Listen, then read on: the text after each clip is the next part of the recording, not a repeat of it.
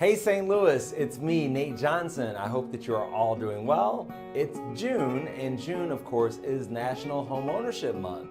And we promote the benefits of homeownership, and we as realtors recommit to creating opportunities for future homeowners. As realtors, we strive to ensure that all Americans have the opportunity to achieve homeownership, the centerpiece of the American dream and the pathway to economic well-being and intergenerational wealth building. We know not everyone has had those opportunities, so we need to make sure that we're capitalizing on the opportunities that are in front of us. See, because when we go back to the 1800s, most Americans had no way of really owning a home. Home ownership was not something that was accessible for most folks. Mortgages became common only after the banking system came into being after the 1860s National Bank Act. Moving forward into the Great Depression, when banks didn't have enough money to lend and the average borrower didn't have any cash, people couldn't afford to buy homes.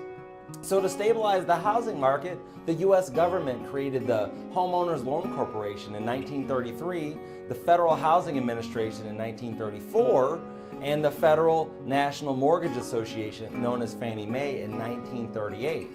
Now, we know that with the creation of these entities, there was a lot of discrimination that was codified by us as realtors during that period of time, and that took us for a long way.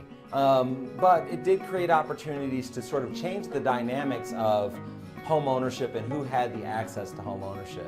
And even today, we still have to work to create more equitable opportunities so that everyone can enjoy the dream of home ownership.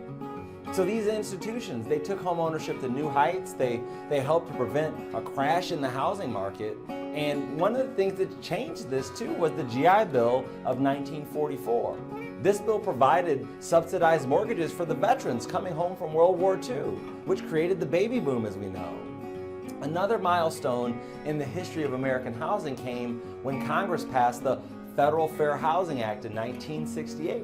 And it was signed by President Johnson, which banned discrimination in housing based on religion, race, color, and national origin.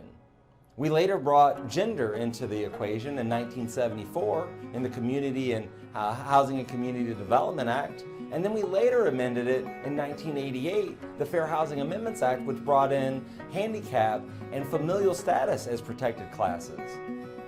National Homeownership Week officially began in 1995, which was a strategy of the administration under President Bill Clinton, and it was a goal to increase homeownership all across America. Later, in 2002, President George W. Bush expanded the period of observance from a week to an entire month of June.